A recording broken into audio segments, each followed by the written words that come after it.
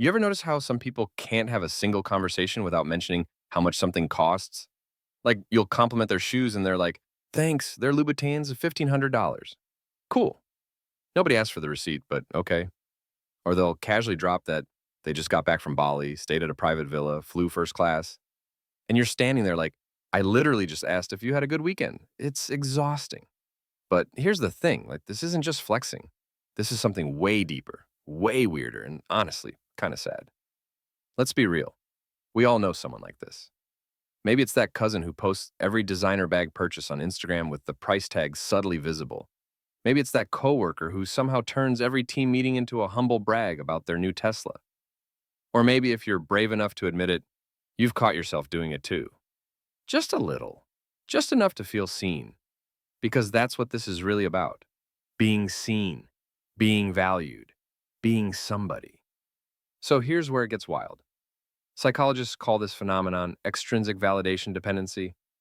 Basically, it means your entire sense of self-worth is tied to things outside of you. Money, status, stuff. And when your identity is wrapped up in your net worth, every purchase becomes a performance. Every expense is a statement. You're not just buying a watch. You're buying proof that you matter. You're buying evidence that you're winning at life. Except, spoiler alert, you're not winning. You're just spending. But why does this happen? Well, research from the Journal of Consumer Psychology shows that people who base their self-esteem on financial success are way more likely to experience anxiety, depression, and chronic dissatisfaction. Turns out, building your ego on money is like building a house on quicksand. It's shaky, it's unstable. And the second the market crashes or the paycheck shrinks, the whole thing collapses. But here's the kicker. These people know that. Deep down, they know their worth shouldn't come from their bank account. But they've convinced themselves that if they just make a little more, buy a little more, show off a little more, they'll finally feel good enough. Spoiler number 2, they never do. So what's really going on here? Let's dig into the psychology. When you tie your identity to money, you're basically operating from a place of scarcity. You feel like you're not enough, so you compensate. You buy the luxury car to prove you're successful.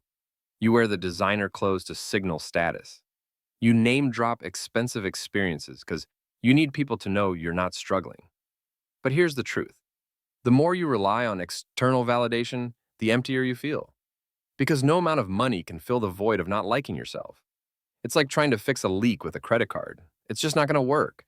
And it gets worse, and people whose egos depend on money often experience what's called hedonic adaptation. That's the psychological phenomenon where the high of a new purchase wears off almost immediately. So you buy the Gucci belt, feel amazing for like 3 days, and then you're back to feeling inadequate. So what do? You buy the matching bag, then the shoes, then the wallet, and suddenly you're in this endless cycle of consumption, chasing a feeling that never lasts. Psychologists say this is why lottery winners often end up miserable. The money doesn't change who they are inside. It just amplifies whatever insecurities they already had. But let's not pretend this is entirely their fault. We live in a culture that glorifies wealth. Social media is basically a highlight reel of people pretending their lives are perfect while drowning in debt.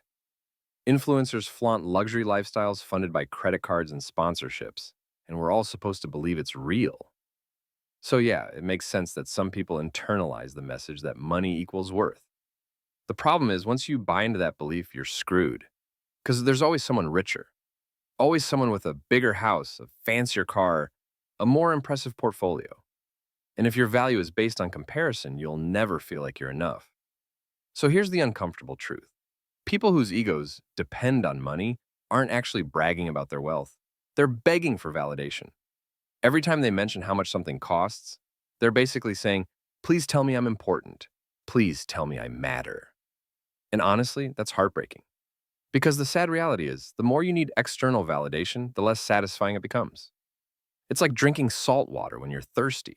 It feels like it should help, but it just makes things worse. If your sense of worth is tied to your wallet, you're never going to feel secure. Because money is unstable. It comes and goes. Markets fluctuate, jobs disappear, economies crash. But your value as a person, that's constant. That's intrinsic.